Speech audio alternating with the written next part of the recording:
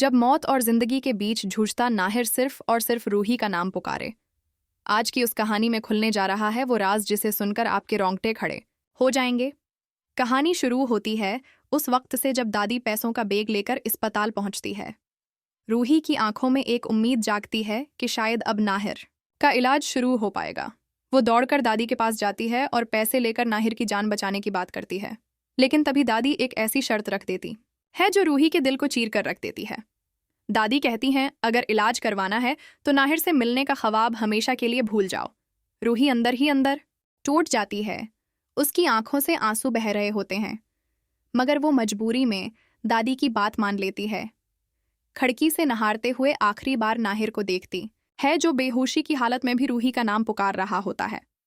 रूही का दिल चीख रहा था, मगर होंठ खामोश थे और भारी दिल के साथ वहां से चली जाती है। दादी इस लम्हे को अपनी जीत मानकर अंदर ही अंदर खुशी से झूम उठती है।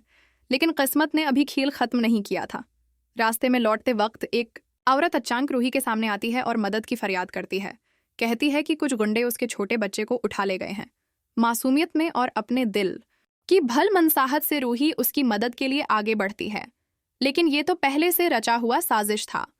औरत उसका हाथ पकड़ लेती है और तभी पीछे से एक आदमी आता है जो रूही को रुमाल सुंघाकर बेहोश कर देता है।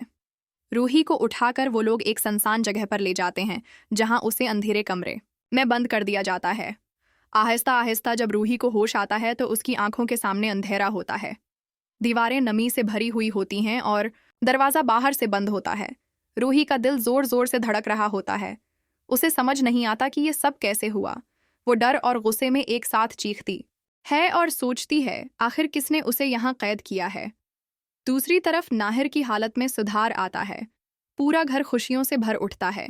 लेकिन जैसे ही नाहिर होश में आता है, उसके होंठों से सिर्फ एक नाम निकलता है, रूही। पूरे घर में सुनाटा छा जाता है। दादी के चेहरे पर गुस्सा साफ झलकने लगता है, लेकिन दिल ही दिल में वो तसल्ली महसूस करती है कि उसने रूही को हमेशा के लिए रास्ते से हटा दिया है। इसी दौरान जूही और समर परेशान होकर रूही को फोन मिलाते हैं, लेकिन फोन बार बार स्विच ऑफ आता है। जूही की बेचैनी बढ़ती जा रही थी। समर भी फिक्र में डूब जाता है। तभी डॉक्टर आकर कहते हैं कि अब खानदान नाहिर से मिल सकता है। सब लोग नाहिर के पास जाते हैं। नाहिर की आंखें बार बार दरवाजे की तरफ उठ रही होती हैं। वो सब की बातें इंसिनी कर देता है और रूही के बारे में पूछ बैठता है। दादी झूठ बोलती है कि रूही को नाहिर की हालत से कोई फर्क नहीं पड़ा, इसलिए वो मिलने भी नहीं आई। ये सुन कर नाहिर गुस्से से भर जाता है, लेकिन फिर भी खुद को समझाते हुए कहता है कि शायद रूही को अभी तक हादसे की खबर नहीं मिली होगी। नाहिर समर को अपना एड्रेस देकर कहता है कि फौरन जाकर रूही को ले आओ। समर गाड़ी से निकल पड़ता है, लेकिन जब वो उनके घर पहुंचता है तो घर सोना होता है। समर आसपास के लोगों से पूछता है तो सब बताते हैं कि रूही तो सुबह अस्पताल गई थी। ये सुनते ही समर के पैरों तले जमीन खसक जाती है। वो भागता हुआ अस्पताल लौटता है और नाहिर को सारी बात बताता है। नाहिर के चेहरे पर घबराहट साफ नजर आने लगती है।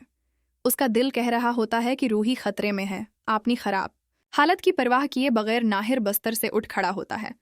रत्न और समर उसे रोकने की कोशिश करते हैं, लेकिन नाहिर किसी की बात नहीं सुनता। वो कहता है चाहे कुछ भी हो जाए, उसे रूही तक पहुंचना ही होगा। मजबूरी में रत्न और समर भी उसके साथ हो लेते हैं। उधर उस सुनसान जगह पर दादी खुद पहुंचती है और कमरे का दरवाजा खोलकर रूही के सामने खड़ी होती है।